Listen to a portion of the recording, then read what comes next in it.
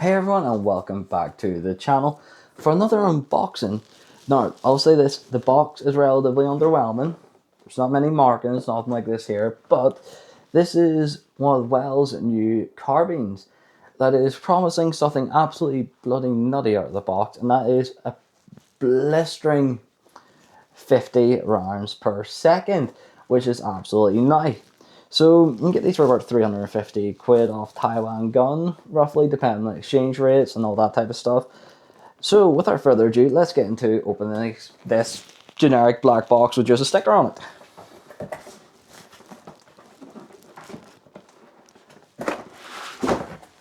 So, first thing I'm greeted with is the FPS. So, 340. Within the 5%, within reason, but I will need to change the spring art on it to make it skirmishable within Northern Ireland. You get a lovely, weird foldable manual type of thing, showing off all the parts, that type of aspect.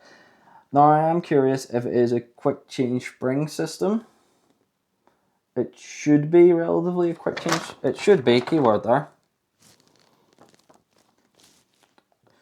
You know what, I'll figure that out at a later date. Make my life easier if it is. So you get foam and the replica. So you get 90 round mid cap.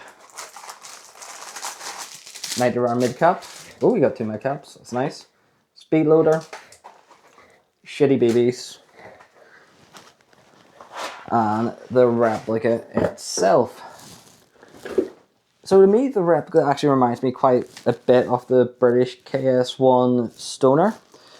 The new one the Marines have, especially with the front rail.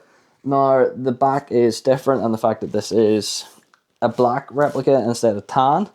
But it does remind me of it in a lot of aspects. So you could probably convert one of these relatively easy if you are looking to make one of them.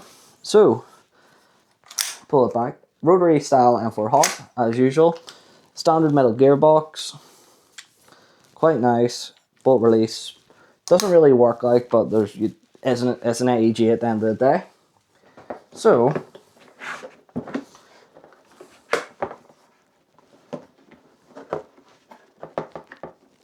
come off, you bugger, yeah. I really hate taking stocks off.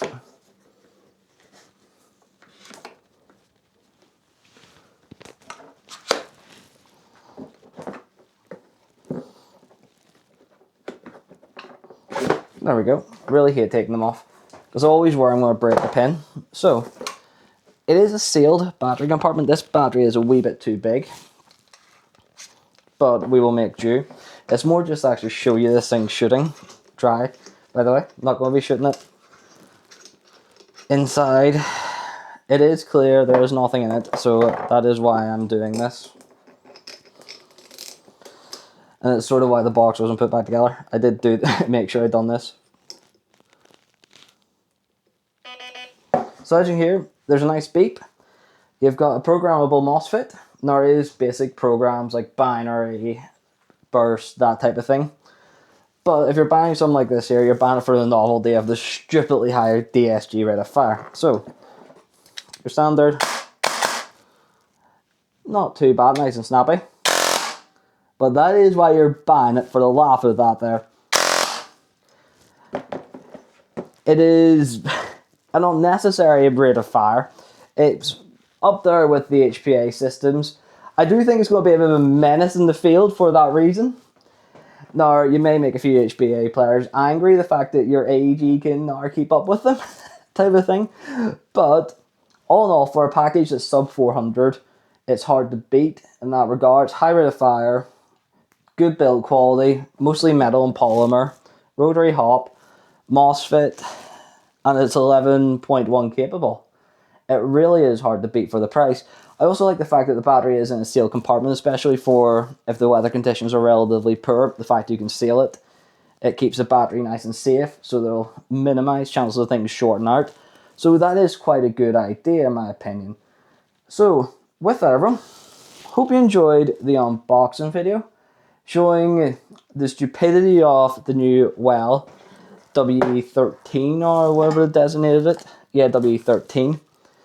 An absolutely stupidly blistering high rate of fire of this replica, but a really fun and well balanced replica in my opinion. The whole nice weight to it, feels good, and it's mostly metal. You can't be bad to that, and you can't really take away from that. So with that, everyone, like I say, thanks again for watching.